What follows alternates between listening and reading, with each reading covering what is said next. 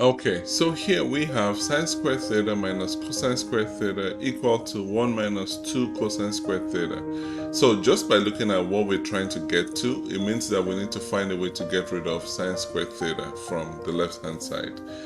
And we're going to go back to sine squared theta plus cosine squared theta equal to 1. So if I want to get rid of sine squared theta, how would I rewrite this whole expression?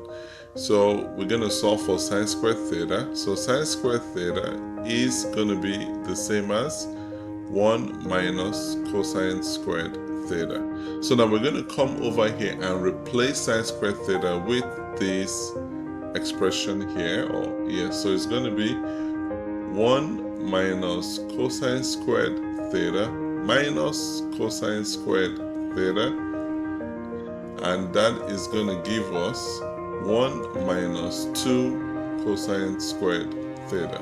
So that was quite easy to prove.